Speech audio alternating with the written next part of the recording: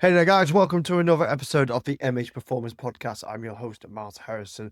And today, what we're going to be talking about are my top 5 exercises for a strong, solid upper body.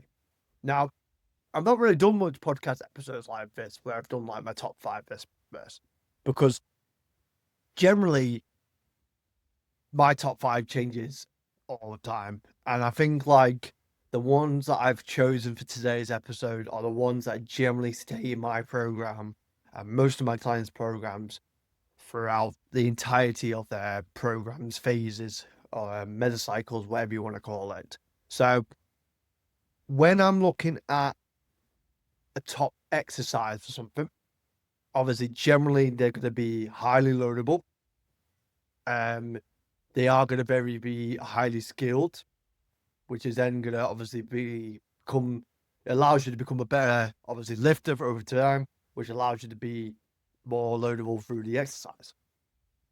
So, reason most of these exercises are generally going to be if we're looking at length tension relationships. So, for people who don't know what a length tension relationship is, it technically means that when throughout a muscle's contraction, so through a muscle's length, we're not equally as strong.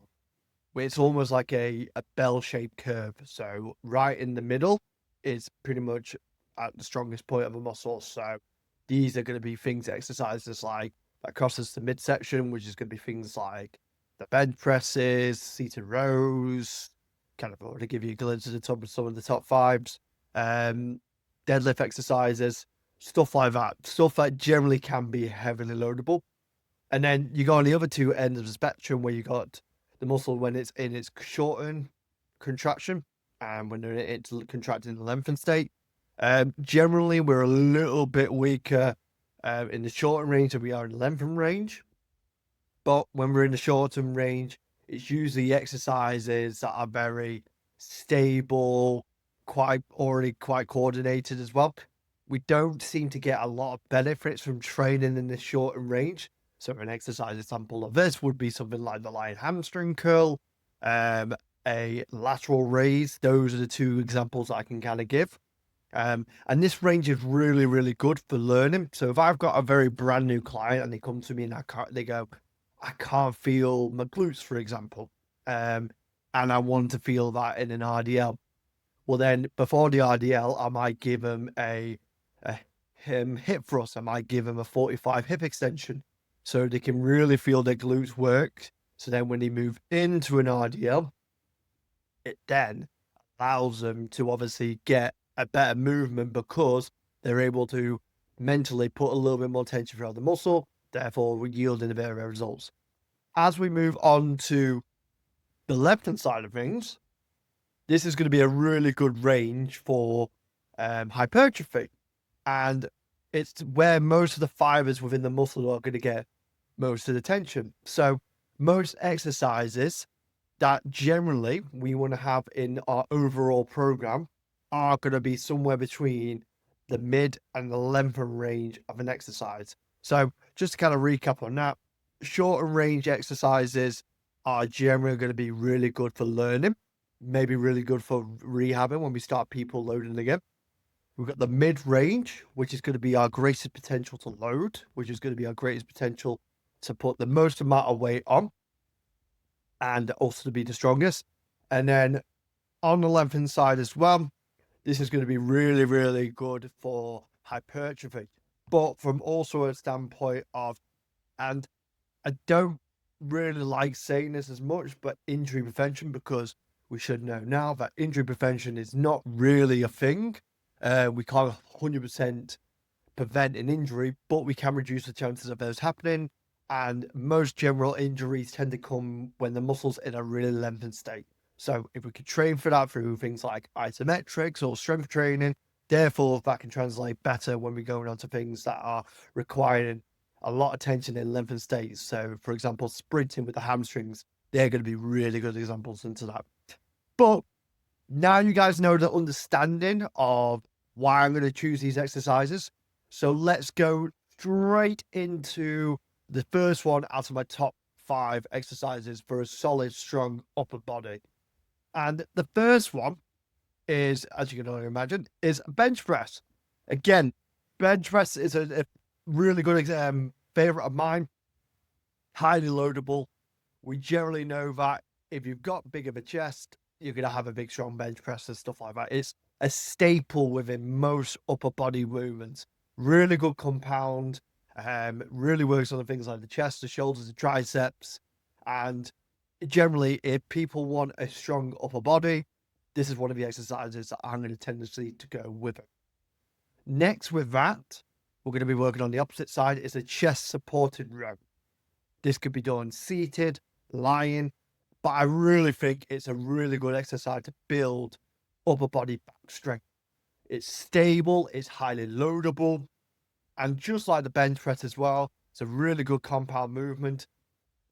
If you could get anyone on this, you can get like a brand new person who's never been to the gym before to do this movement, then it's easy for them to set up and it's easy for them to teach them how to load the body. So it's a really good exercise I like to use within myself and my own programming when I use my upper body aids. But excuse me, when I'm starting with my clients as well. The next one, the third one, is a pull-up. And the pull-up is often known as the upper body version of a lunge, generally because it's highly coordinated type of movement. And a lot of people really struggle with it. And the main reason why a lot of people mainly struggle with it is generally because they're unable, obviously, you can't see this if you listen to the audio version, but they're unable to stabilize the shoulder as they pull into the bar. And there's a load of mechanics that can play into that as well. But generally, if you can do a pull-up and you've got a good strength to body weight ratio, there's a good likely chance that you've got a good internal stability. You know where your limbs are in space, which means that you're quite a highly skilled lifter, and therefore you can lift up a little bit higher. So for me, teaching someone how to do an eventual pull-up, and maybe in a future podcast episode, I might actually do an episode of if I was taking someone how to do their first ever pull-up. These are the sequences I would have to do. But for me, pull-up is a really good exercise for getting the shoulder blades moving, building some upper body strength, and looking like a badass while doing it. Moving on to number 4, and this is probably something that most people don't expect me to put in, but my clients will know that I would have this in, and it's a half kneeling landmine press. Now, the reason why I like a half kneeling landmine press is because a lot of people really struggle with the overhead position. We know it's a lengthened position. A lot of things have to obviously get extended to allow the arms to overhead. There's a lot of things that happen, but the reason why I like it is because it's probably one of my ways of introducing someone into overhead positions. And if they're not very good at doing things like organizing their shoulder when they do the pull-up, then I can start with something like a landmine press that can allow them to get themselves into that kind of position. Not only that, if we do a single arm variation as well, the good thing about that is generally I get them to set up where, let's say, for example, the left knee is forward and they're using the right arm. We're now getting some cross-sectional working. So what I mean by that is, as my shoulder and my lats helps to support my shoulder as I'm pressing, I can also use my left glute as well to stabilize that movement. So we're getting some kind of like posterior sling working. And technically the cross body, we're also going to get some obliques work as well. So it's a quite good core exercise as well as that.